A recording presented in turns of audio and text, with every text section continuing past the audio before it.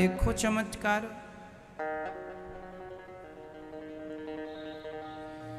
व्यास जी ने महाभारत की रचना की।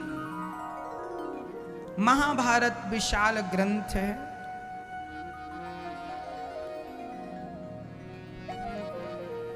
अच्छा, महाभारत क्यों हुआ, इस क्यों का उत्तर आज मैं आपको दे दूं।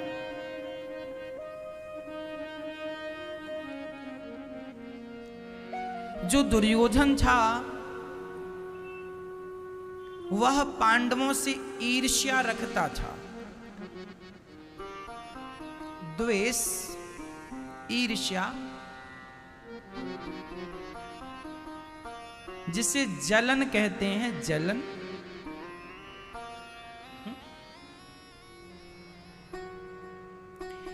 मैया दुर्योधन पांडवों से ईर्ष्या करता था, जलता था। और इसी जलन में देखो साप परिवार जलकर नष्ट हो गया। आपको क्या लगता है? अच्छा ये बताओ, आप लोग किसी से ईर्ष्या करते हैं या नहीं? अपनी बताओ, सच्ची बताना। आप किसी से जलते हैं या नहीं? हाँ मैया, नहीं जलती हो? अच्छा, आप किसी से जलते नहीं हैं? अच्छा, दुर्योधन जलता था पांडवों से। अच्छा, आप यदि किसी से जलते हैं तो उसका आप कुछ बिगाड़ पाएंगे या नहीं, वो अलग विषय है। लेकिन जलते जलते आप जरूर जल जाओगे। इसलिए कहते हैं ईर्ष्या करने से हमारा क्या फायदा। यदि दम है तो बराबरी करो। आपके अंदर टैलेंट है, काबिलियत है, उसके अनुसार आप आगे निकल जाओ, आगे निकलने की कोशिश करो। जलने से तुम्हारा क्या होगा? ईर्ष्या हम करें अपने पड़ोसी से, ईर्ष्या करें हम अपने किसी व्यक्ति से, तो क्या पालेंगे, क्या हासिल हो जाएगा हमें? इसलिए मैया ये जो गंदी आदतें हैं, बुरी आदतें हैं ईर्ष्या की, ये दुर्योधन का विनाश इसलिए हुआ क्योंकि वह ईर्ष्यालु था। बहुत ईर्ष्या किया करता था, पांडवों से द्वेष रखता था। जबकि पांडवों के अंदर कौरवों के प्रति कोई द्वेष भावना नहीं थी, कोई ईर्ष्या की भावना नहीं थी। जिसके अंदर ईर्ष्या नहीं होती है वो देखो युद्ध जीत जाता है और उसका सहयोग भगवान करते हैं। और जो ईर्ष्या रखता है वो कितना भी शक्तिशाली ना हो, परास्त हो जाता है और उसका सहयोग भगवान कदापि नहीं करते। महाभारत से ये सीख लो, ईर्ष्या ना करो। ईर्ष्या करता था दुर्योधन, परिणाम सबके सामने।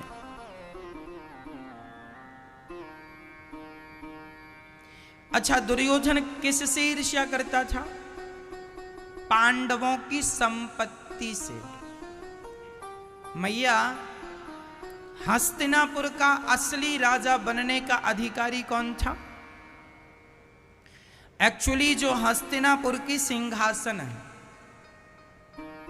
उस सिंहासन पर पहले पांडवों के पिता पांडु बैठा करते थे।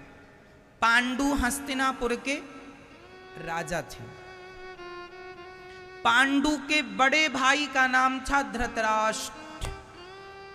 धृतराष्ट्र, पांडु और विदुर, ये तीन भाई होते हैं। एक पिता की संतान है, तीनों की मां अलग अलग है। तीनों के पिता एक है ना? व्यास जी इनके पिता हैं, वेद व्यास जी। पांडु अच्छे थे, सुंदर थे। अच्छा, बड़े तो धृतराष्ट्र ही थे। धृतराष्ट्र से छोटे पांडु और पांडु से छोटे विदुर। पांडु अच्छे थे तो वो राजा बन गए। चूंकि धृतराष्ट्र जन्म से अंधे थे तो अंधे को राजा नहीं बनाया जा सकता। परंतु जो पांडु थे ना, वो अपने भैया धृतराष्ट्र से बहुत प्यार करते थे। एक दिन की बात है कि जब पांडु कहीं जाया करते थे किसी काम के लिए, तो वो अपने भैया धृतराष्ट्र को राजगद्दी पर बिठा कर जाते थे कि मेरे बड़े भाई हैं, और हर छोटा भाई बड़े भाई का सम्मान करता है और करना भी चाहिए। उस नाते धृतराष्ट्र अंधे थे, सम्मान किया। पांडु ने कहा अच्छा मैं थोड़ा आ रहा हूं। तो क्या हुआ, पांडु अपनी पत्नी, पांडु की 2 पत्नियां थी। पांडु की पहली पत्नी है माता कुंती और दूसरी पत्नी है माता माद्री। कुंती और माद्री, इन दोनों से 5 बच्चे हुए। 3 बच्चे हुए कुंती से और 2 बच्चे हुए माद्री से। युधिष्ठिर, भीम और अर्जुन, ये तीनों किसके बच्चे हैं? कुंती के। नकुल और सहदेव, ये किनके बच्चे हैं? माद्री, पांडु की दूसरी पत्नी। एक दिन क्या हुआ, पांडु अपनी पत्नियों को लेके भ्रमण करने गए। सेना का भी एक सेना की टुकड़ी थी, पड़ाव जंगल में डाला। चूंकि राजा थे तो राजा पांडु को शिकार करने की आदत लगी थी। तो एक बार क्या हुआ कि एक जानवर, वह अपनी क्रिया कर रहे थे। उस समय पांडु ने उस हिरण को बाण मार दिया। तो हिरण ने मरते मरते श्राप दे दिया पांडु को, पांडु देख, हम दोनों पति पत्नी आपस में मिल रहे थे और तूने उस समय हमें मार डाला। जा, हम तुम्हें श्राप देते हैं, जब तू अपनी पत्नी से मिलने जाएगा अब उसी समय तेरी मृत्यु हो जाएगी। ये बात सुनकर पांडु बड़े दुखी हुए और उसी जंगल में अब वह सन्यासी की तरह रहने लगे कि अब मैं घर परिवार का मोह ममता छोड़कर अब जंगल में रहूंगा।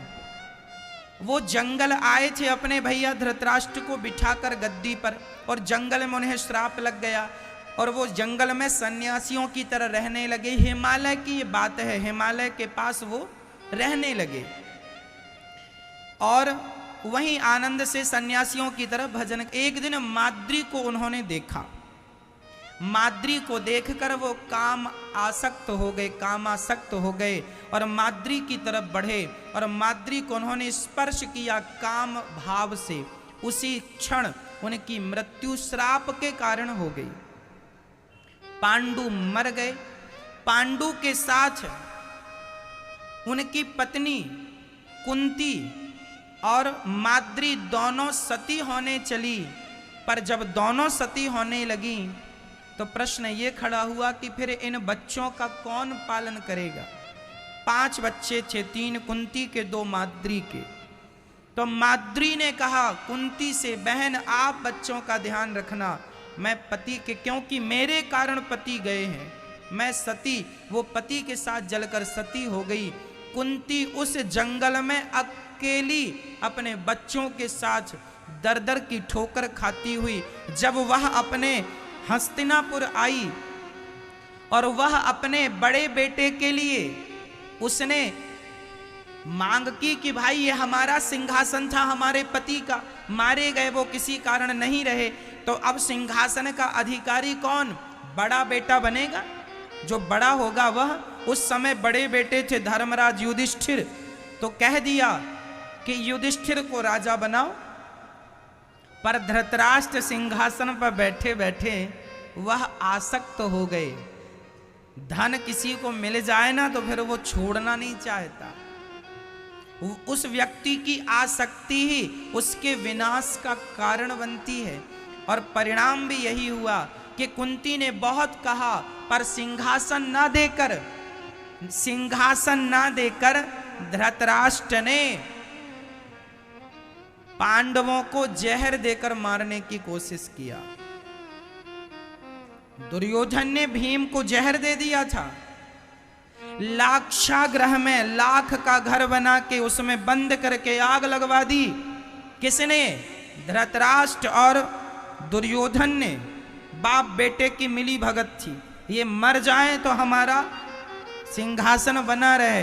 देखो जरा, आदमी धन के लिए कितना नीच हरकत करता, कितना गिर जाता है कि वह कुंती के 5 बेटों को मारने का षड्यंत्र रच डाला धृतराष्ट्र और दुर्योधन ने।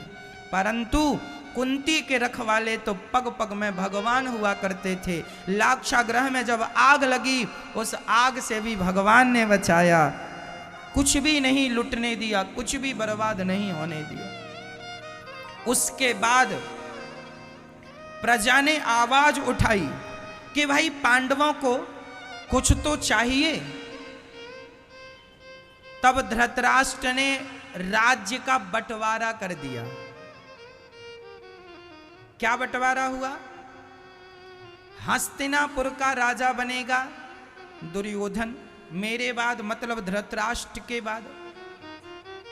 और राज्य में लगभग 100-200 किलोमीटर दूर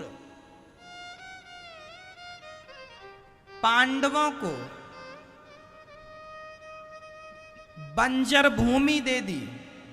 धृतराष्ट्र ने, देखो जरा कितना, ये अंधा केवल आंखों का नहीं, बुद्धि का भी अंधा है। और जब घर का सीनियर आदमी, घर का बुजुर्ग आदमी धृतराष्ट्र की तरह अंधा हो जाता है, तब परिणाम होता है महाभारत, तब परिणाम होता है विनाश। इसलिए आप लोग सावधान रहिएगा, बच्चों का बंटवारा सही सही कीजिएगा। आज कई बार बच्चे इसलिए झगड़ा करते हैं कि माँ बाप उन्हें लड़ाते हैं। आप आश्चर्य मानेंगे, भारत में 90% भाई भाई के झगड़े में उनके माँ बाप की गलती होती है। 90% यदि भाई भाई झगड़ा कर रहे हैं तो भाई भाई के झगड़े में जिम्मेदार कौन होता है? माता पिता। क्यों? क्योंकि सही वक्त पर तुमने सही बंटवारा नहीं किया। क्यों नहीं किया? माँ बाप भी कई बार धृतराष्ट्र बन जाते हैं, अंधे हो जाते हैं। कोई एक बेटे को ज्यादा दे देते हैं तो किसी एक बेटे को कम देते हैं, वो दोनों भाई झगड़ा करते। क्यों जी? जब पैदा तुमने दोनों को किया है तो फिर पैदा ही ना करो ना। जब पाला पोसा नहीं जा रहा, धन नहीं दिया जा रहा, पैदा काहे कर लिए? वो कर लिए हो तो रो क्यों रहे हो? बराबर की हिस्सेदारी क्यों नहीं दे रहे हो? ऐसे माँ बाप घोर नरक जाएंगे जो बच्चों पर उचित न्याय नहीं करते। बच्चों के साथ जो माँ बाप अन्याय करते हैं, वह माँ बाप, यदि बेटा माँ बाप के साथ अन्याय करे तो वह बेटा भी नरक जाएगा, और माँ बाप बच्चों के साथ अन्याय करें तो माँ बाप भी नरक जाएंगे। इसलिए अन्याय किसी के साथ ना करो। तो माँ बाप हो, बच्चों को बराबर बंटवारा करो। किसी को ज्यादा दे दिया, किसी को कम दे दिया। क्यों जी? क्यों ज्यादा कम? 5 एकड़ तुम्हारी जमीन है तो 2 एकड़ छोटे को दो, 2 एकड़ बड़े को, 1 एकड़ अपने पास बचा के रखो, और वसीयतनामा में ये लिख कर जाओ कि हमारी जो सेवा करेगा वह इसका अधिकारी बनेगा। अपने पास बचा के रखो, और जो आपकी सेवा करे उसे दो, वो उचित है। लेकिन तुमने किसी को ज्यादा दे दिया, किसी को कम, ये तो अनुचित है। इसलिए माँ बाप सावधान रहें। बच्चों को झगड़ा, यदि तुम्हारे बच्चे आपस में लड़ते हैं, लड़ रहे हैं, या मरने पर, तुम्हारे मरने पर लड़ेंगे, तो ये देख लो कहीं जिम्मेदार तुम तो नहीं हो उनकी झगड़े लड़ाई के। सही समय पर हम तो कहते हैं मैया आज 21वीं सदी आ गई है, हम तो कहते हैं जिस दिन बच्चों का विवाह हो उसी दिन बच्चों का थोड़े दिन में ही अपना हिसाब किताब कर दो कि बेटा ये तुम्हारा। बाद में झगड़ा करके अलग होने से अच्छा है प्यार मोहब्बत से अलग हो जाए। तुम्हें जहां अच्छा लगे उनके संग रोटी खाते पीते अपना बुढ़ापा गुजारना। आज 100 में से 95 बच्चे ऐसे हैं जो अपने माँ बाप की सेवा करना नहीं चाहते। केवल 5% बच्चे ऐसे हैं जो बड़ी श्रद्धा से अपने माँ बाप की जिम्मेदारी निभा रहे हैं और निभाने के लिए सहर्ष तैयार हैं। 5% बेटे रह गए हैं जो माँ बाप की श्रद्धा से सेवा करने को तैयार हैं। 95% बच्चे ऐसे हैं जो माँ बाप की सेवा नहीं करना चाहते। इसलिए हम कहते हैं कि अपने बुढ़ापे के लिए कुछ बचा के रखना, ताकि बेटों का मुंह ताकना ना पड़े। सारी दौलत बच्चों को ना पहले ही से दे देना उचित देना। जाओ बेटा कमाओ खाओ, कुछ पैसे दे दो, कुछ जमीन दे दो, जाओ अपना करो खाओ काम करो जाओ। तुम्हारे मरने के बाद तो सब बच्चों का है ही, पहले से दे दोगे तो वो माँ बाप की संपत्ति देखकर काम नहीं करेंगे, सोचेंगे है तो सही, करने की जरूरत क्या है। ऐसा ही दुर्योधन था, बाप की संपत्ति पे इतराता था, करना धरना कुछ नहीं है, अहंकार से चलता था। तो कहीं तुम्हारे बच्चे दुर्योधन ना हो जाएं और कहीं तुम धृतराष्ट्र ना बन जाना, इसका पूरा ख्याल रखना। मरने के पहले बच्चों का एक बुढ़ऊ हमें मिल गए, उनके 4 बेटे थे। बूढ़ा आदमी बिल्कुल 2-4 साल में मरने की स्थिति थी। जरा सुनना, वो बूढ़ा कहता मैं अपने बच्चों का बंटवारा नहीं करूंगा, तुम साथ में रहो। पर वो बच्चे साथ में रहते नहीं। अब बच्चे बड़े बड़े हो गए, शादियां हो गई, उनके बच्चे हो गए। अब एक घर में कैसे संभव है? देखो प्रकृति का नियम है, आज ना सही कल तुम भाई भाई अलग होगे, ये प्रकृति का नियम है। भगवान राम भी अलग अलग हुए थे। राम जी ने मथुरा का राजा बनाया था, किसको? शत्रुघ्न जी को। अपने जीते जी बनाया ना, अपने होशो हवास में बनाया। राम जी जानते थे इस बात को, आज ना सही कल, कल ना सही परसों विवाद होगा, तो विवाद झगड़ा करके तुम अलग अलग हो, इससे अच्छा है प्यार मोहब्बत से ही। एक बूढ़े बोले हम तो बंटवारा नहीं करेंगे, मर जाएंगे। क्या परिणाम हुआ? उनके बच्चे आपस में लड़ रहे हैं, पर बुढ़ा कसम खाए बैठा मैं बंटवारा नहीं करूंगा। तो जरा इनके मरते ही बच्चे भी लड़के मरेंगे। अब बताओ ये समझदारी है कि बेवकूफी है? लेकिन अब बूढ़ों को कौन समझाए, इन्हें लगता हम ही सही कर रहे हैं, बस ये सुनते नहीं किसी की। समझदारी से शास्त्रों को पढ़ो। गलती जो इतिहास में हुई है, इतिहास क्यों बताया जाता है, इतिहास क्यों पढ़ा जाता है, इतिहास क्यों सुना जाता है? इतिहास इसलिए सुना जाता है, इतिहास इसलिए पढ़ा जाता है ताकि इतिहास में जो गलतियां हुई हैं वो गलतियां हम और आप ना दोहराएं। इसलिए इतिहास सुना जाता है, इतिहास पढ़ा जाता है। अपना नॉलेज बढ़ाने के लिए इतिहास पढ़ा जाता है। अपना डिसीजन लेने, आपके डिसीजन लेने की जो क्षमता है, उस क्षमता को बढ़ाने के लिए इतिहास सुना और पढ़ा जाता है कि आपको कैसे डिसीजन लेना चाहिए अपनी रियल जिंदगी में। लेकिन लोग समझते नहीं है, पढ़ते नहीं है और फिर बाद में रोते हैं। सही ढंग से नहीं चलोगे तो रोना पड़ेगा। इसलिए जो गलती हुई है महाभारत में वो तुम ना करना। धृतराष्ट्र ने क्या किया? पांडवों को इंद्रप्रस्थ का बंजर जमीन दे दिया, लेकिन धन्य है वो पांडव, उस बंजर जमीन को धृतराष्ट्र को प्रणाम करके वहां गए, स्वयं हल चलाया, स्वयं खेती की, स्वयं नगर बसाया। और मेहनत जहां होती है ना वहां हरियाली होती है मैया।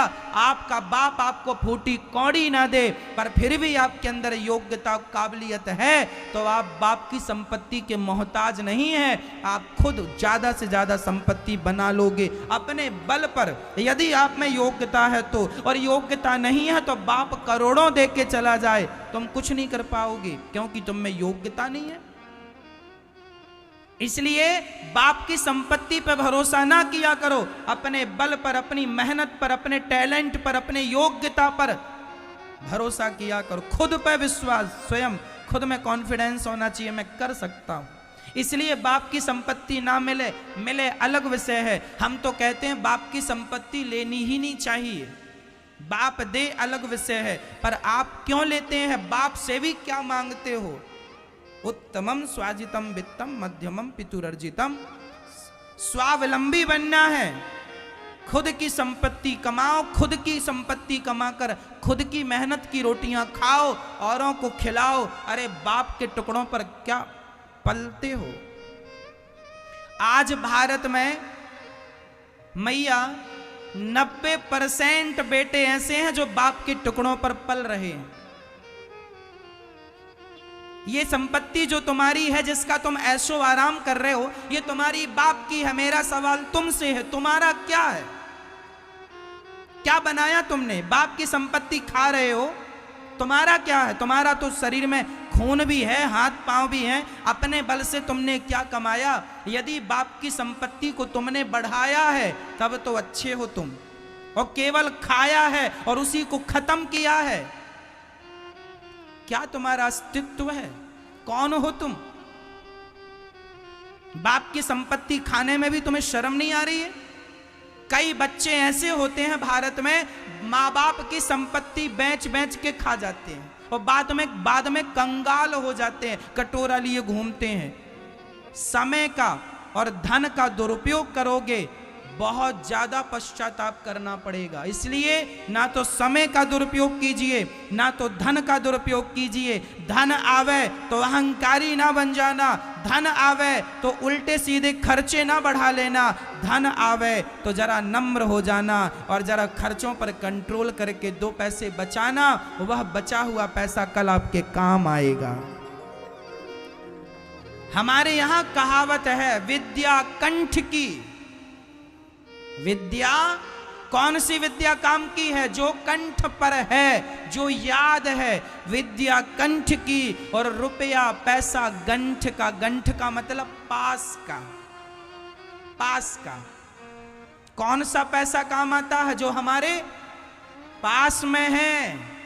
जो पास में नहीं है वो हमारा नहीं है। कहने का तात्पर्य यह हुआ कि जब भगवान तुम्हारा समय अच्छा बनावे तो पैसे को जरा संभाल के रखना। नहीं, कई लोगों के पास पैसा आता तो बहुत ज़्यादा है, आके चला जाता है, ठहरता नहीं है। क्यों नहीं ठहरता? क्योंकि आप उसका सदुपयोग करना नहीं जानते। पैसे का सदुपयोग कर लीजिएगा। सही वक्त में सही उपयोग नहीं किया गया तो आपको पैसे के लिए रोना पड़ सकता है। शास्त्र क्या बढ़िया बातें सिखा रहे हैं। पांडवों को कुछ नहीं दिया, बंजर जमीन दे दी, लेकिन मेहनत की बल पर उन्होंने बंजर जमीन को इतना बढ़िया राज्य स्थापित कर लिया, इतना धन पा लिया, इतना धन मेहनत से अर्जित कर लिया कि पांडवों के सामने कौरवों की हस्तिनापुर भी फीकी लगने लग गई। इतना धन वैभव पा लिया कम समय में। इंद्रप्रस्थ नाम पड़ गया उनकी नगरी का। क्या नाम पड़ा? इंद्रप्रस्थ। एक दिन क्या हुआ कि दुर्योधन इंद्रप्रस्थ गया। उसे तो लगा कि हमने तो इसे बंजर दिया है, हाँ घास की झोपड़ी ओपड़ी बना के रहता होगा। लेकिन जब इंद्रप्रस्थ गया, अरे आंखें फटी फटी रह गई। इतना वैभव धन कहां से आया? अरे मेहनत करते तेरी तरह थोड़ी बाप की रोटियां तोड़ने में लगे हुए हैं।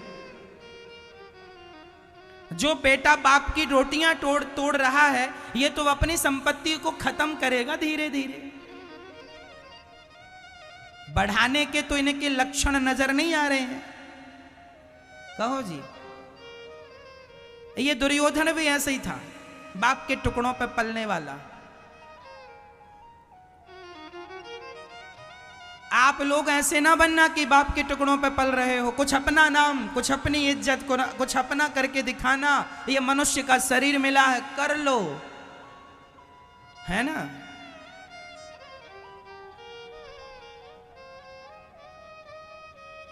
मेहनत की रोटी खाने में अच्छा, अचार रोटी हम खाएंगे, नमक रोटी खाएंगे, खुद की मेहनत का खाएंगे। हमें नहीं खाना हलवा पूड़ी, हमें 56 भोग की भी चाहत नहीं है, खुद की मेहनत का खाएंगे। अच्छा लगता खुद की मेहनत का खाना, फोकट का नहीं खाना हमें अच्छा लगता। फोकट की रबड़ी अच्छी नहीं लगती, मेहनत की बासी रोटी और नमक के साथ हम खा लेंगे, घी ना चुपड़ेंगे, सरसों का तेल चुपड़ के खा लेंगे, खाएंगे मेहनत की। हमने बचपन से, ये दास अनिरुद्ध अपनी बात बताए मैया, जब से हमने होश संभाला है आज तक हमने पिताजी से कुछ मांगा नहीं, कुछ कहा नहीं, और ना मांगने की चाहत रखते हैं।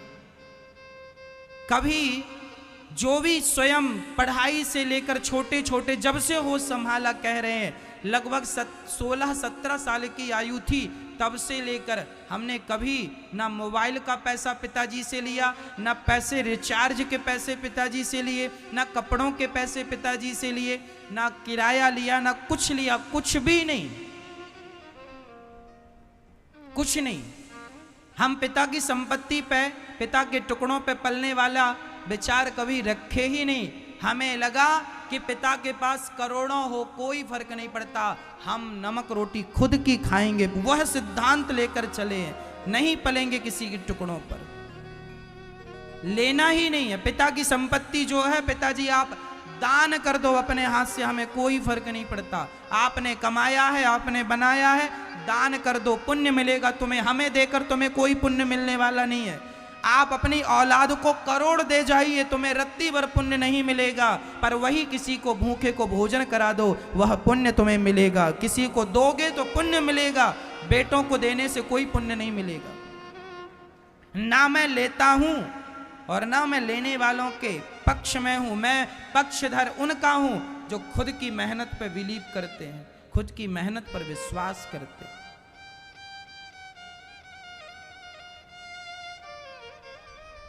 भगवान एक दिन दुर्योधन पांडवों के यहां गया, खूब चकाचक देखा उसने, आंखें चकाचौंध होने लगी, कहां से आया? आया मेहनत की आया। देखकर इतना जला दुर्योधन उसके अंदर आ गया, मैं कैसे इनका धन हड़प लूं। देखो मेहनत कुछ नहीं करना, कुछ लोगों की आदत होती है दूसरों का धन कैसे हड़प लें, ऐसे ही दुर्योधन था। उसने भी प्लानिंग बनाया, पांडवों की संपत्ति कैसे हड़पें, कैसे हड़पें, कैसे हड़पें, कैसे हमारे पास आए। उसने मामा शकुनी को बुलाया और जुआ खेलना शुरू कर दिया, पांडवों को जुआ में बुलाया। अब आप सवाल करेंगे महाराज जी पांडवों ने जुआ क्यों खेला? क्योंकि उस जमाने में राजा के लिए जुआ की चुनौती स्वीकार करना पड़ता था। एक राजा जुए की चुनौती स्वीकार ना करता तो लोग कहते अरे कैसा राजा है।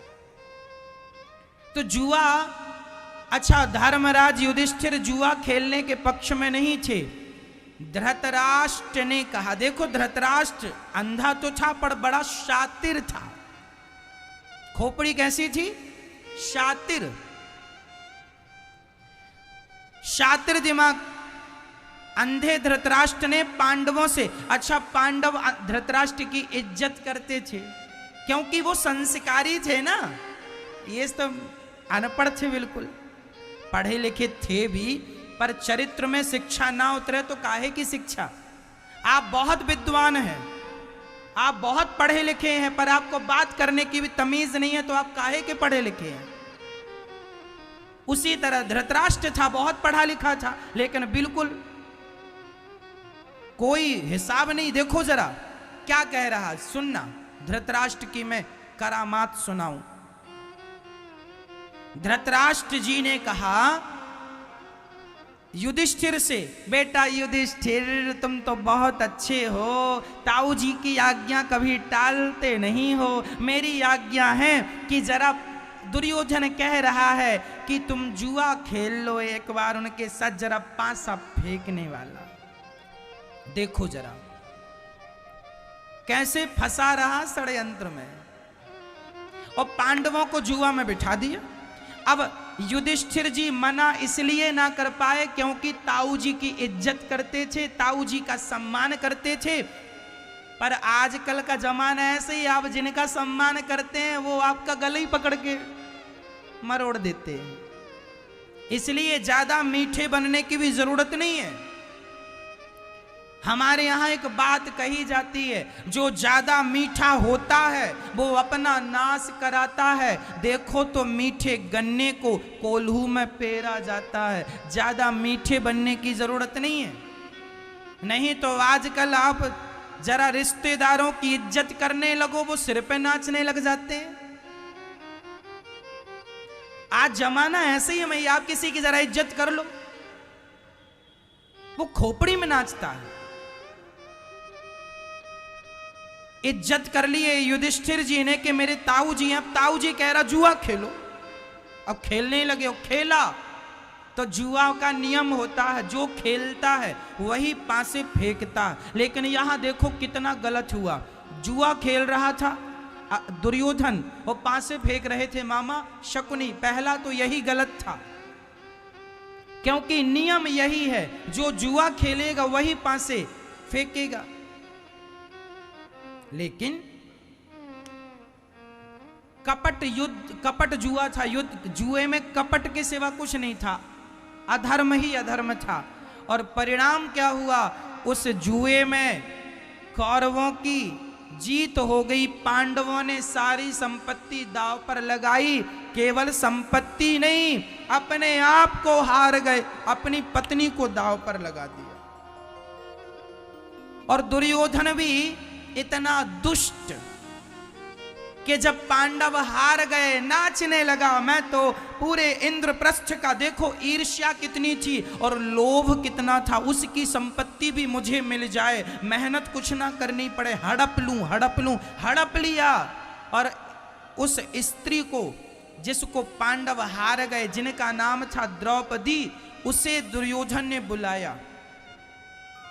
द्रौपदी को बुलाने गया एक व्यक्ति, तो द्रौपदी से कहा कि आपको आपके पति हार गए हैं। द्रौपदी ने कहा पहले मुझे दांव पर लगाया कि खुद को?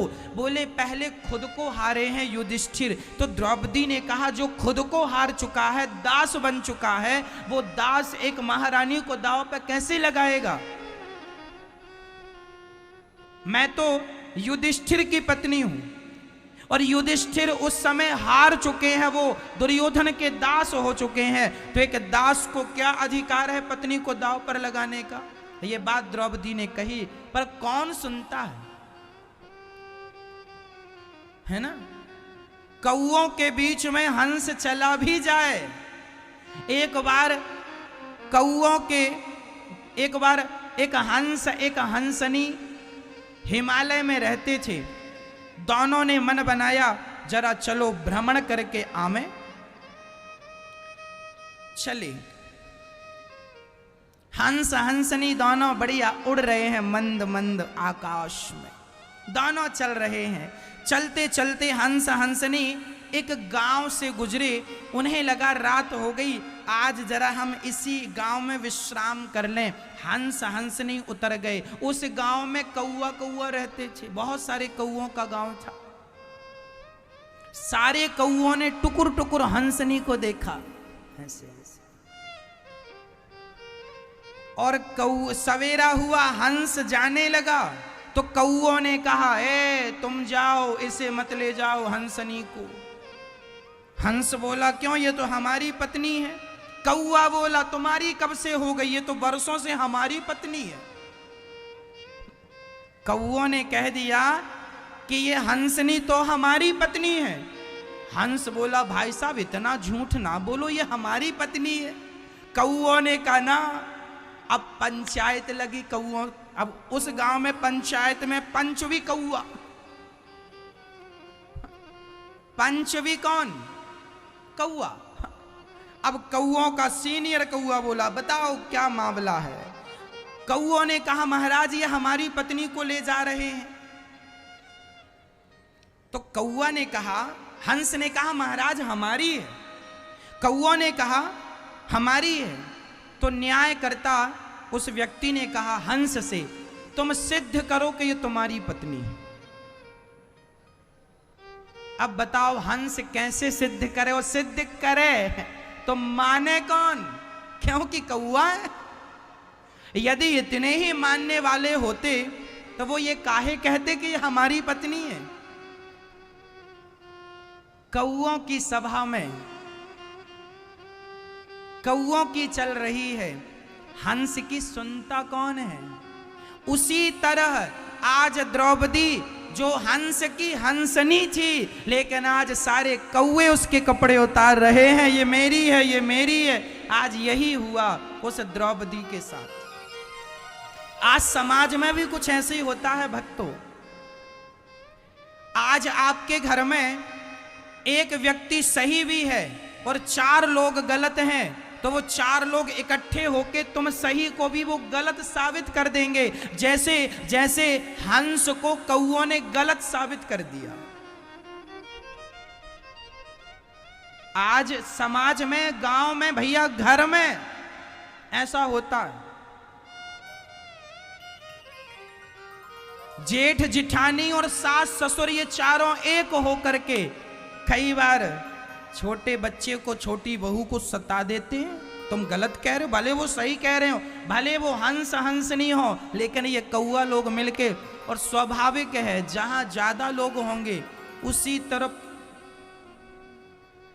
पक्ष जाएगा। आज भीड़ किसकी है? आज कौओं की भीड़ ज्यादा है, हर जगह कौआ कौआ है। हंस 2-4 हैं भी तो उनकी चलती कहां है, सुनता कौन है? ये विडंबना है समाज की। इसलिए भरी सभा में जब द्रौपदी को लाया गया, पुकार रही है, बचाओ अर्जुन, बचाओ युधिष्ठिर, बचाओ पितामह, पुकार रही है, न्याय मांग रही है। पर कौओं की सभा में कहां न्याय मिलेगा? सभा तो कौओं की है ना, न्याय कौन देगा? कह रही है द्रौपदी धृतराष्ट्र से, धृतराष्ट्र जी आप हमारे ससुर हैं, बताओ हमें न्याय दो। द्रौपदी माता वो न्याय देंगे आपको जो खुद आपको लुटवा रहे हैं, जो खुद लुटवाने बैठे हैं, वो भला क्या तुम्हें न्याय दिलाएंगे? जो स्वयं लूटने बैठे हैं वो क्या न्याय दिलाएंगे? आज समाज में यही हो रहा है। एक अच्छे व्यक्ति की साड़ी खिंच रही है, इज्जत लुट रही है, और जमाना तमाशा देख रहा है। पुकारे तो किसे पुकारे? सभा कौओं की है। वो बुलाया द्रौपदी ने, अर्जुन बचाओ, युधिष्ठिर बचाओ, गुरु द्रोणाचार्य बचाओ, पितामह भीष्म बचाओ। कोई नहीं बोला। अंत में द्रौपदी ने हाथ खड़े करके कह दिया, द्वारिकाधीश आप बचाओ। एक बार बुलाया, दौड़ पड़े भगवान, और भगवान ने साड़ी बढ़ाई, खींचता रहा दुशासन, पता ही नहीं चला कि साड़ी का ढेर कहां से लग गया। साड़ी भी किनारी है, किनारी भी साड़ी है, कि साड़ी ही किनारी है, किनारी ही की साड़ी है। कह दिया द्रौपदी ने, मूर्ख, ना साड़ी भी चिनारी है, ना नारी भी साड़ी है, ना साड़ी ही किनारी है, ना नारी ही की साड़ी है। ये तो वृंदावन बिहारी है जो चीर बनकर खिंचा जा रहा है, खिंचा जा रहा। मैया आपकी रक्षा यदि कोई कर सकता है तो ये कौओं से उम्मीद ना करना। आपके रक्षक केवल भगवान है, इसलिए उन्हें पुकारना। ये क्या तुम्हारी रक्षा करेंगे जो स्वयं कौआ है? रक्षा कौन करेगा आपकी? सिर्फ भगवान करेंगे। इसलिए पुकारो तो केवल भगवान को, वो हमें बचाएंगे, वो हमें हमारी लाज बचाएंगे। ये संसार के लोग हमें क्या? यदि संसार के लोग ही लाज बचाते तो पितामह भीष्म लाज बचा देते द्रौपदी की, अर्जुन बचा देते, युधिष्ठिर बचा लेते, कहां कोई बचाया। इसलिए संसार के सामने हाथ फैलाना पागलपन, मूर्खता है। इसलिए हाथ फैलाओ तो केवल भगवान के आगे, प्रभु मैं आपका हूं, आप मेरे हैं, पुकारो तो उन्हें पुकारो। क्या संसार के लोगों को पुकारना है? सुनता कहां है संसार?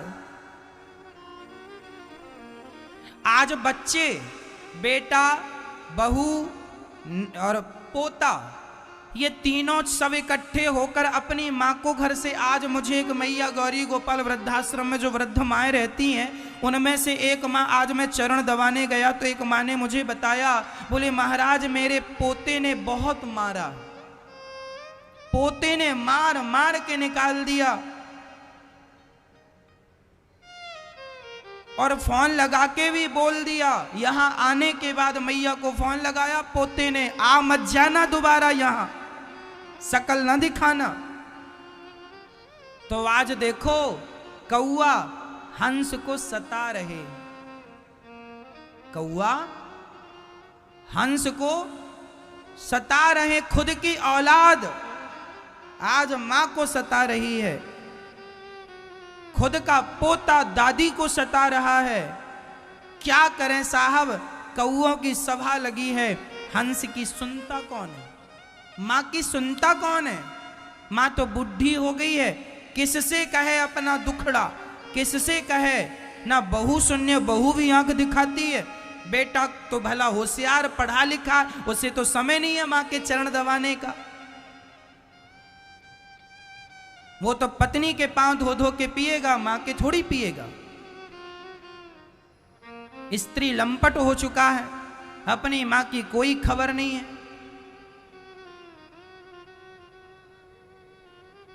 मां की तरफ देखने को तैयार नहीं है, मां का हालचाल लेने को तैयार नहीं है। कितनी मां यहां रहती हैं गौरी गोपाल वृद्धाश्रम में, सालों से रह रही हैं, आज तक उनके बेटों का फोन नहीं आया। बेटे ने फोन लगाकर नहीं पूछा कि मां कहाँ हो, कैसी हो, बताइए। क्या कोई मां अपने बेटे के बिना रह सकती है इतने दिन? लेकिन बच्चों को तो मां बोझ बन गई है। क्यों मैया, फिर हाथ जोड़ के कहता हूं, संस्कार देने में लापरवाही ना करना। नहीं, आज 2021 में ये हालत है कि बच्चे अपनी मां को घर से निकाल रहे हैं, तो 2030 आने दो, 2040 आने दो, इस समय पता नहीं क्या स्थिति होगी।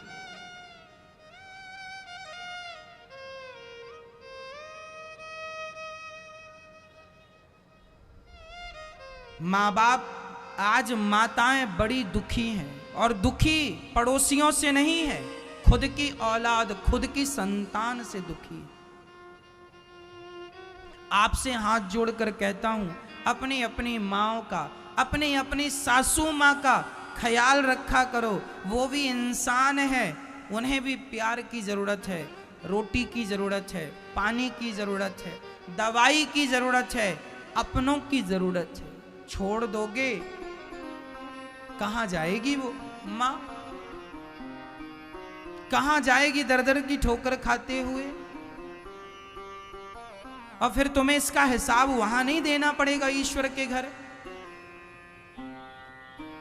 बहुत देर ना हो जाए भक्तों, ईश्वर का जब न्याय चालू होगा ना, अभी ये दुर्योधन बहुत उछल कूद कर रहा है, इसे बहुत मजा आ रहा है। द्रौपदी की साड़ी खींचने में कहता है मेरी जंघा पर आके बैठ जाओ। हाँ दुर्योधन, बड़ा मजा आ रहा है, आजा द्रौपदी जंघा पर बैठ जा, साड़ी उतार दो, जीत गया। ये खूब हंस रहा है। अच्छा हंस ले बेटा, तू ये जो अत्याचार कर रहा है, इस अत्याचार का भी अंत होगा। याद रखना मेरी माँ, अत्याचार करने वाले का क्या अंत नहीं होगा? जब अंत होगा तो अंत भी उतना ही मजेदार होगा जितना मजा तुमने लूटा है। ये दुर्योधन बड़ा हंस रहा है, द्रौपदी से कहता मेरी जंघा पर आके बैठ जा। हाँ जी, जब महाभारत हुआ और इसकी आंखों के सामने 99 भाई मारे गए, और जब भीम भैया इसकी जंघा पर गदा पटकने लगे, तो कहता है भीम, गदा युद्ध का नियम है, जंघा पर वार नहीं करते। तो भीम भैया बोले अच्छा, गदा युद्ध का नियम मैं याद रखूं। और क्या ये नियम है कि दूसरे की औरत से ये कहा जाए कि मेरी जंघा पे आके बैठ जा? तो क्या ये नियम था? तुमने दूसरे की पत्नी को कह दिया मेरी जंघा पर आके बैठ जा। जब तुमने ध्यान नहीं दिया मर्यादा का, तो हमसे क्या उम्मीद करते हो मर्यादाओं का? जैसा पाप किया वैसी सजा भुगतो। मार दिया, जंघा पर जो प्रहार किया गदा का, टूट गई नानी, याद आ गई। मरने के पहले देर ना होगी मैया, जो कर्म हमने और तुमने किया है यही भोगना पड़ेगा। यही ईश्वर के घर देर है, अंधेर नहीं है। गलत ना करना किसी के साथ, गलत व्यवहार ना करना किसी के साथ, गलत बातें ना करना किसी के साथ, नहीं तो ईश्वर की जब लाठी चलती है ना, आवाज नहीं होती उसमें। अच्छे खासे लोग सुधर जाते हैं परमात्मा की लाठी से। ज्यादा बकबक करने की जरूरत नहीं है, होशियार बनने की जरूरत नहीं है। जो धर्म है उसका पालन करते रहो बस, मनमानी करने की जरूरत नहीं है। करोगे तो जिन्होंने मनमानी की, रावण ने मनमानी की, भरी रावण ने माता सीता का हरण कर लिया, उसे भी बड़ा मजा आ रहा, मैं रावण हूं, मैं कुछ भी कर सकता हूं। अच्छा बच्चू कुछ भी कर सकता, क्या परिणाम? 1,00,000 पूत, 1,00,000 पूत 1,25,00,000 नाती, जिसके घर पर दिया ना। गोस्वामी तुलसीदास जी लिख रहे हैं, रहा न को कुल रोवनी हारा। रावण मरा तो लंका में रावण के नाम पर कोई रोने वाला नहीं बचा। तुम्हारी मनमानी ज्यादा दिन नहीं चलेगी, तुम्हारा अंत होगा। इसलिए हाथ जोड़ के कहता हूं, इन इतिहासों से, इन कथाओं से, इन चरित्रों से सीख लो और गलती ना करना किसी भी प्रकार की, नहीं तो कर्म दंड भोगने पड़ेंगे। रावण को भोगना पड़ा, दुर्योधन को भोगना पड़ा, कंस को भोगना पड़ा। अरे तुम्हारा पड़ोसी भी गलत करता होगा ना मेरी माँ, तो तुम्हारी आंखों के सामने मैंने कई लोगों को देखा है, उनके कर्मों की सजा उन्हें मिली है मेरी आंखों के सामने। आपने भी कई लोगों को देखा होगा, हाँ या ना? आप लोगों ने देखा कि नहीं? जो पाप करता है वो यहीं सड़ सड़ के मरता है, कुत्ते की मौत मरता है। देर नहीं लगती, आदमी पता नहीं क्यों नहीं समझता। यहीं सबका हिसाब होगा, यहां से जो बाद में होगा वो तो होगा, पर यहीं आंखों के सामने, सबकी आंखों के सामने होगा। किया है जिन्होंने, हुआ है उनका। मैं गवाह हूं, कई लोगों का दंड मैंने अपनी आंखों से देखा, जिनके नाम का डंका बजता था, जिनके जीवन में पैसों की कोई कमी नहीं थी, मैंने उनके भी दिन बदलते देखे हैं मैया। जो सदा लोगों को रुलाया करते थे, सदा अपने पैसों के बल पर लोगों को सताया करते थे, मैंने उनको रोते हुए देखा है। जो करोड़ों की संपत्ति पर खूब ऐशो आराम करते थे, लोगों पर अत्याचार करते थे, मैंने उन्हें 1-1 रुपए के लिए तरसते देखा है। समय बदलते देर नहीं लगता मैया। राजा को रंक बनाने वाले भगवान हैं और रंक को राजा बनाने वाले भगवान हैं। ईश्वर का दर्शन करो, उन्हीं के आश्रित रहो। धन मिल जाए तो किसी को सताना मत। धृतराष्ट्र ने अपने पैसों के बल पर पांडवों को खूब सताया, पावर के बल पर पांडवों को खूब सताया है, और ये किसी की मानता नहीं। धृतराष्ट्र पितामह भीष्म समझाए तो ना माने, विदुर जी समझाए तो ना माने, भगवान शांति दूत बन के गए, मान लो नहीं माना, कोई की सुनता ही नहीं। और जब नहीं सुनता तो अति का फिर अंत होता। आप लोग जरा अपना अपना झांक कर देख लीजिए अपने आप को, कि कहीं आप भी तो धृतराष्ट्र की तरह गलतियां नहीं कर रहे हैं, कहीं आप भी तो दुर्योधन बनने की होड़ में खड़े नहीं हो गए, कहीं आप भी तो रावण नहीं बन गए हैं। यदि गलतियां कर रहे हैं तो सुधार लीजिएगा, स्वीकार कर लीजिएगा, और भगवान की शरण में अभी भी आ जाओगे तो भगवान अभी भी माफ कर देंगे। भगवान कहते हैं तू कितना भी बड़ा पापी है, मेरी शरण में आ जा, मैं तुझे माफ कर दूंगा। रावण को कहा गया था राम जी की शरण में आ जा, राम जी माफ कर देंगे। हनुमान जी ने समझाया था, अंगद जी ने समझाया था, नहीं माना, परिणाम सब जानते हैं। इसलिए आप और हम भगवान की शरण में आ जाएं। यदि हमने और आपने भी गलती की है तो भगवान से कह दो कि प्रभु हम अपराधी हैं, माफ कर देंगे, और नहीं स्वीकार करोगे तो परिणाम फिर तुम्हारा भी वैसे ही होगा। ये इतिहास के पन्नों को समझ लो जो समझा रहे हैं।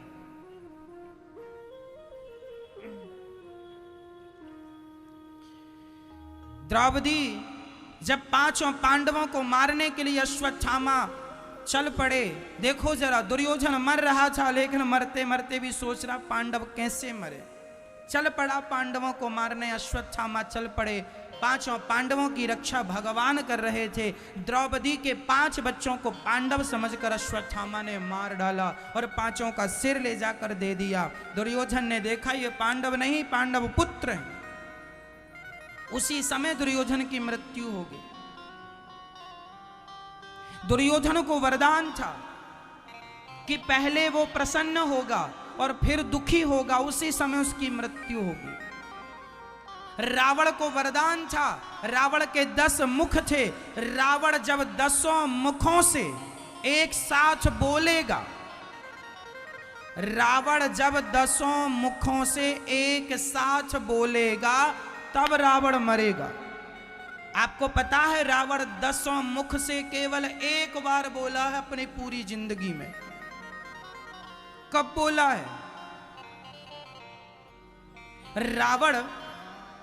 रावण जानता था कि लंका तक कोई आ नहीं सकता, तो राम जी ने कौन सा तरीका अपनाया लंका जाने का?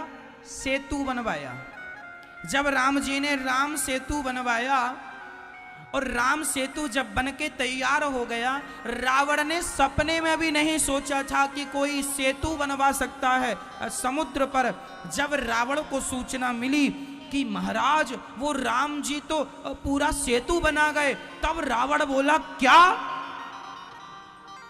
तो ये जो क्या, ये रावण 10 सिरों से बोला था।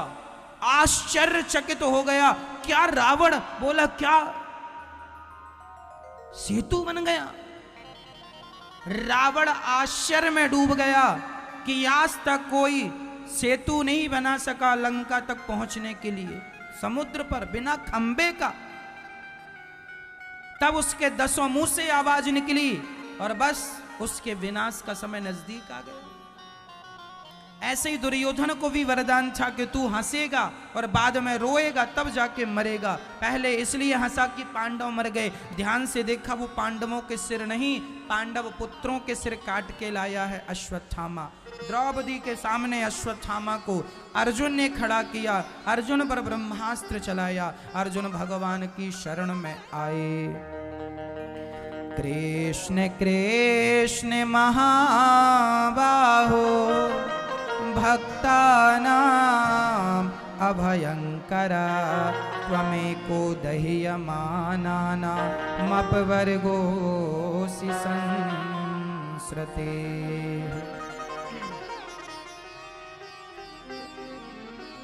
पांचों अश्वत्थामा को पकड़ के अर्जुन ने खड़ा कर दिया द्रौपदी के सामने। द्रौपदी से कहा सजा दे दो। द्रौपदी एक माँ है और माँ भला कैसे अपने पुत्रों को सजा दे?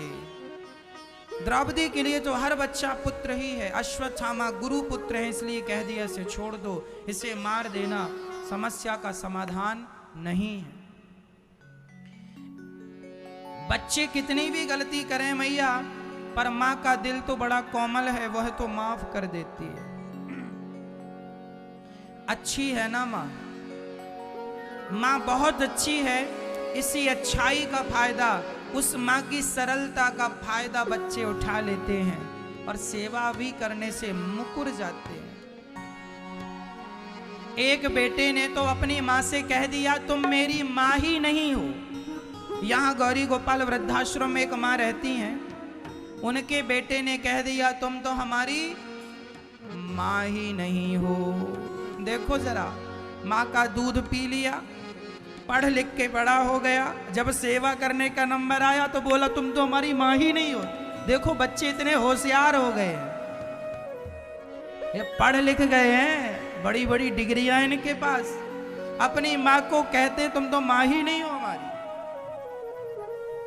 वो माँ यहाँ रहती हैं गौरी गोपाल वृद्धाश्रम में, और हम कहते हैं मैया तुम्हारा बेटा कहता तुम हमारी माँ नहीं हो, पर ये अनिरुद्ध कहता है कि तुम हमारी माँ हो और हम सेवा करते हैं। 200 माँ यहाँ रहती हैं, वृद्ध माँ जिनके बच्चों ने घर से निकाल दिया, सबकी सेवा यहाँ पर होती है। आ उन्हीं माँओं के चरणों में एक छोटा सा आपको भजन सुना देते हैं। द्रौपदी माँ ने अश्वत्थामा को छोड़ा, उसने उत्तरा के गर्भ को नष्ट करने के लिए प्रहार किया। उत्तरा भगवान की शरण में आई और उन्होंने भगवान से कहा, पाहि पाहि महायोगिन देव देव जगत्पते, नान्यं त्वद्भयं पश्ये यत्र मृत्यु परस्परम्।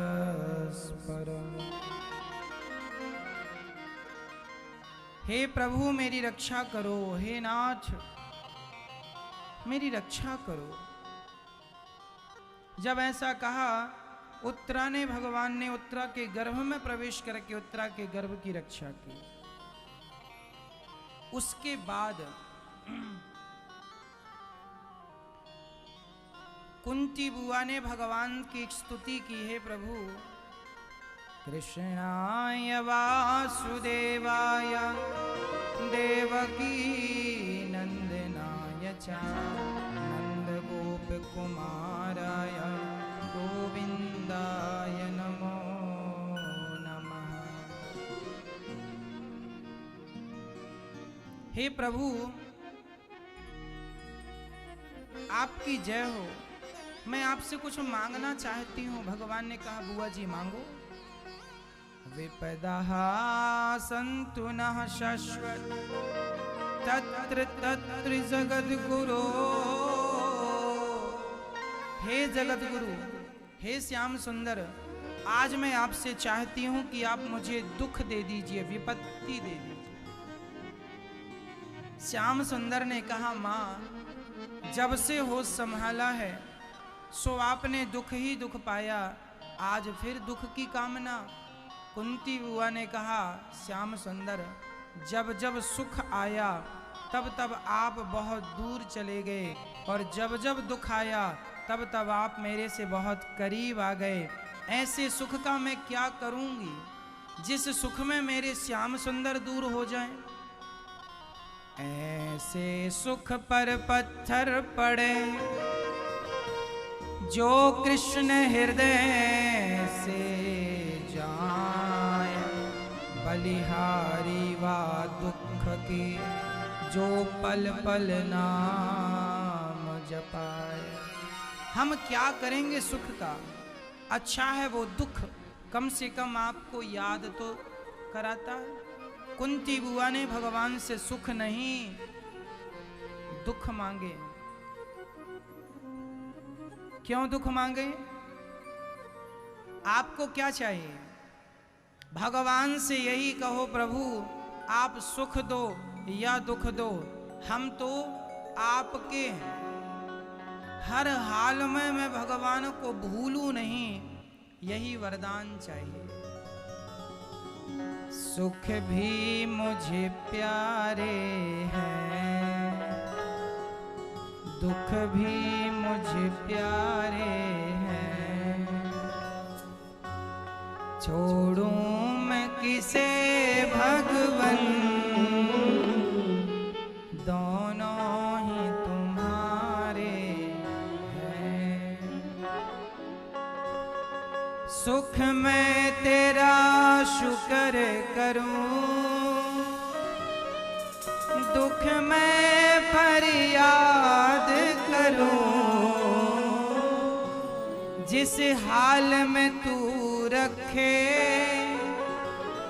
उस हाल में याद करूं। संसार की नदिया के दोनों ही किनारे हैं, सुख भी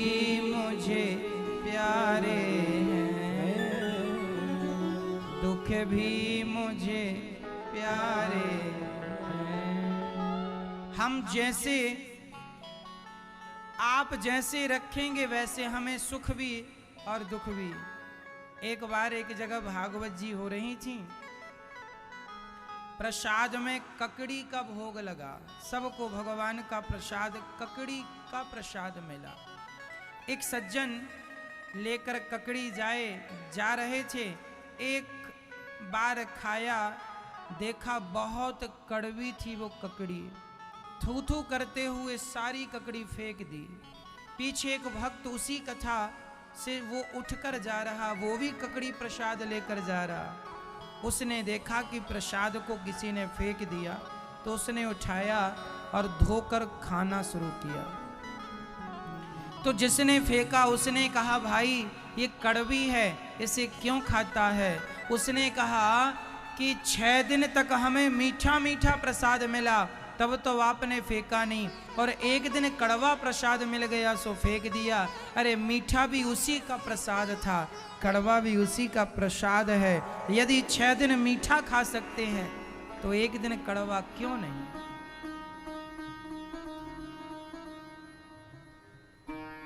एक दिन कड़वा। जीवन में हमने बहुत सुख पाया है, थोड़ा सा दुख मिल जाए, विपत्ति मिल जाए, तो उस दुख में, उस विपत्ति में घबराना नहीं चाहिए। ईश्वर के प्रति आप अपना विश्वास कम नहीं कर लेना चाहिए, नहीं तो लोग जरा सा परेशान हो जाएं, कहते हैं अरे क्या भगवान है, कहाँ भगवान है। मतलब छोटी सी ही परेशानी में यह पथ भ्रष्ट हो गया। माता कुंती ने भगवान से दुख मांगा, क्यों? इसलिए दुख मांगा क्योंकि प्रभु सुख में आपका विस्मरण हो सकता है, पर दुख में विस्मरण नहीं। हे नाथ, मैं आपको कभी भूलूं नहीं। ये कुंती बुआ ने मांग लिया। भगवान ने कहा ठीक है, आप मुझे कभी नहीं भूलेंगे। उसके बाद पितामह भीष्म बाणों की सैया पर लेटे थे, भगवान उनका दर्शन करने वहां गए। पितामह भीष्म खूब बढ़िया सा उपदेश कर रहे हैं पांडवों को, जीवन में बुरा मत देखना, आंख ना बिगड़े, कान ना बिगड़े और जिह्वा ना बिगड़े। यदि ये 3 चीज सुधर गए तो आपका लोक परलोक सुधर जाएगा, और 3 बिगड़ गए तो यहाँ भी बिगड़ा है, वहां भी। क्या नहीं बिगड़ना चाहिए? आंख, अर्थात बुरी चीजें मत देखो। बुरी चीजें, ना तो बुरा देखना है, ना तो बुरा सुनना है, ना तो बुरा बोलना है ना मैया? ना हमें सुनना है बुरी चीजें, ना निंदा सुनो, ना चुगली। कान को जरा संभाल के रखो। गणेश जी के कान सूपे की तरह, सुपड़ा, सूप। गणेश जी के कान कैसे हैं? सूप की तरह। क्यों? जो सुपड़ा होता है, सुपड़ा जानते हैं मैया? सूपा घर घर होता था पहले, ऐसे फटकने वाला। जो सूपा होता है वह बुरी बुरी चीजें उड़ा देता है, सार सार को बचा लेता है। कान सूपे की तरह होने चाहिए, ताकि बुरी चीजों को बाहर ही फेंक दो, अच्छी चीजों को ही कान के भीतर प्रवेश दो। बुरी चीजें ना सुनो, अच्छी चीज। कान सूपे की तरह। पितामह भीष्म कह रहे हैं बुरा ना देखो, बुरा ना सुनो, और वाणी में संयम होना चाहिए। वाणी कैसी हो मेरी माँ? वाणी कैसी हो? संयमी वाणी हो। क्या बोल रहे हैं इसका आपको नॉलेज। कई बार आप ऐसा बोल जाते हैं आपको पता ही नहीं होता। लोग कहते हैं आपने कहा था, अब आप सोच रहे हैं हमने कब कह दिया, हमने कब कहा। इसलिए जो बोला करो पूरा होशो हवास में बोला करो। लोग आपकी बात भी पकड़ लेते हैं, आपने ये बोला। इसलिए बोलने के पहले विचार करो जो आप बोल रहे हैं। और कम से कम अपनी बोली हुई बातों को कम से कम 15-20 दिन तक याद रखो कि हमने किसको क्या बोला है। इन 20 दिनों में कोई बात आए तो आप बता सकें भाई हमने ये नहीं कहा था, ये कहा था। आप भूल जाएंगे तो क्या कहेंगे? बोलो यदि पहले तुम तौलो, फिर मुख को खोला करना। पुष्प नहीं बन सकते हो तो कांटे बनकर मत रहना। अपने शब्दों को जरा तौल कर देखिए कितने वजनदार हैं। सस्ते शब्दों का प्रयोग नहीं करना चाहिए, अच्छे शब्दों का। पितामह भीष्म भगवान की स्तुति कर रहे हैं। पितामह भीष्म कह रहे हैं इति मति रूप कल्पिता वितृष्णा। जो इति शब्द है वह इति शब्द वहां प्रयोग किया जाता है जहां बात पूरी हो जाए, पर पितामह भीष्म अपनी बात को प्रारंभ करते हैं किस शब्द से? इति से। इति मति रूप कल्पिता वितृष्णा भगवत सात्वत पुंगवे विभूम्नि। इति शब्द को जहां पूरे में होता है वहां शुरू में कर रहे हैं। क्यों? संसार का हर व्यक्ति जहां पूरा होता है वहीं से भगवान शुरू होते हैं। सच्ची बात तो ये है। आपकी सोच जहां पूरी होती है भगवान वहां पूरे शुरू होते हैं। आप जितना धन वैभव वाले हो जाएं, आप जितने धनी हो जाएंगे, आप कहेंगे मैं तो बहुत हो गया। जहां आप पूरे हो जाएंगे, खत्म हो जाएंगे, वहां से भगवान की शुरुआत है। इसलिए जहां हमारा अंत है वहां परमात्मा का आदि है, अर्थात प्रारंभ। इसलिए इति मेरी बुद्धि निर्मल हो गई है, पितामह भीष्म कह रहे हैं, मुझे स्वीकार कर लो। पितामह भीष्म कहते हैं मेरी बेटी से विवाह कर लो। कौन सी बेटी? बुद्धि। जब आपकी बुद्धि निर्मल हो जाए, पवित्र हो जाए, तो आप भी अपनी बुद्धि को भगवान के चरणों में समर्पित कर दो। पहले बुद्धि को कैसी बना लो? निर्मल। निर्मल मन जन सो मोहि पावा, मोहि कपट छल छिद्र न भावा। बिल्कुल निर्मल, कोई कपट, कोई छल, कोई इच्छा, कोई वासना, कोई घृणा, कोई द्वेष, कुछ ना हो। बुद्धि निर्मल करके जब समर्पित कर देता है कोई, तो भगवान उस बुद्धि को ग्रहण कर लेते हैं। पितामह ने कहा प्रभु मुझे याद है जब आपने अपनी प्रतिज्ञा तोड़ दी थी हमारी प्रतिज्ञा के लिए। महाभारत के युद्ध में पितामह भीष्म ने प्रतिज्ञा ली, कृष्ण भगवान ने प्रतिज्ञा ली मैं अस्त्र शस्त्र नहीं उठाऊंगा। पितामह ने प्रतिज्ञा ली मैं उठवा करके रहूंगा। अब जब महाभारत में पितामह भीष्म ने दुर्योधन के भड़काने पर कह दिया कि मैं कल का युद्ध, दुर्योधन आरोप लगाता है कि आप तो पांडवों के ऊपर बाण चलाना ही नहीं चाहते, पक्षधारी हैं, पक्षधर हैं। कह दिया पितामह ने कल का युद्ध या तो पांडवों का आखिरी युद्ध होगा या मेरा युद्ध आखिरी युद्ध होगा। अब पितामह भीष्म ने जब ये प्रतिज्ञा ली और जब द्रौपदी को पता चला, माता द्रौपदी को पता चला कि कृष्ण ही हमारी रक्षा कर सकते हैं और कोई नहीं, दौड़ी दौड़ी गई। श्याम सुंदर आपने सुना क्या? कह दिया है पितामह ने कल पांडवों का आखिरी युद्ध होगा, उनकी प्रतिज्ञा अधूरी नहीं होती, मेरे सुहाग की रक्षा करो। भगवान बोले द्रौपदी मैं कुछ नहीं कर सकता, अब की बार आप करो। क्या करें हम?